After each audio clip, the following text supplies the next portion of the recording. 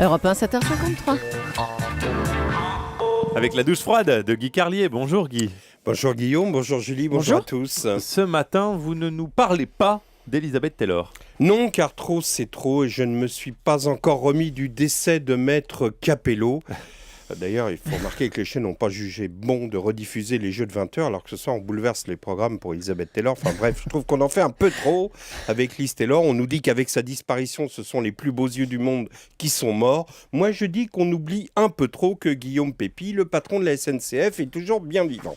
Voilà pourquoi ce matin, sous la douche froide, Éric Besson, à qui je vais me faire un plaisir de passer un savon. Vous vous souvenez de la phrase de Ségolène Royal, mais qui connaît Monsieur Besson? Eh bien, nous, on commence à bien le connaître. Après son travail remarquable, que dis-je, son travail, son œuvre humaniste au ministère de l'Immigration et de l'Identité nationale, le président Sarkozy l'a trouvé tellement bon qu'il l'a nommé ministre de l'Industrie et de l'Énergie. Éric Besson, c'est l'homme des certitudes définitives, qu'il assène avec le calme de celui qui connaît ses dossiers, et depuis sa nomination, il nous en a asséné des certitudes. Souvenez-vous, en janvier dernier, lors de la prétendue affaire d'espionnage chez Renault, Éric Besson avait tout compris, c'était les Chinois qui avaient manigancé l'affaire, c'était plus le Caire ni d'espions, mais Pékin ni d'espions. Écoutez ce qu'il déclarait à notre confrère Jean-Michel Apathy sur RTL.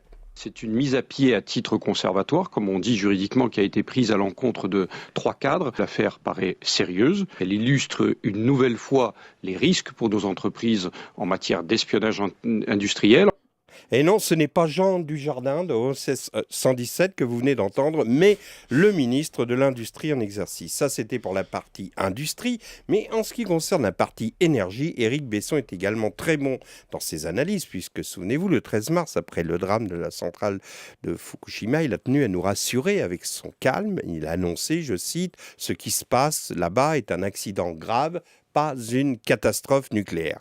Calme et certitude toujours le 22 février dernier, lorsque le Figaro annonce une augmentation de 5% du prix du gaz au 1er avril et qu'on demande à Éric Besson s'il confirme cette information. Voilà ce qu'il répond. Non, je ne confirme pas. Et évidemment, quelques jours plus tard, on avait confirmation que les tarifs du gaz allaient bel et bien augmenter de 5% le 1er avril. Pour l'électricité, Besson a fait encore plus fort. Il s'est livré à un véritable exercice de godille, puisqu'après avoir annoncé avant la catastrophe japonaise que le prix de l'électricité allait augmenter de façon inéluctable pour financer les investissements dans les centrales nucléaires, il a forcément démenti cette hausse avant finalement de la confirmer hier à l'Assemblée nationale en ces termes. Le gouvernement s'attachera à la protection du pouvoir d'achat des Français. Et c'est sur cette base qu'à l'été, pas avant l'été, il y aura une légère augmentation des tarifs de l'électricité. Oui, légère.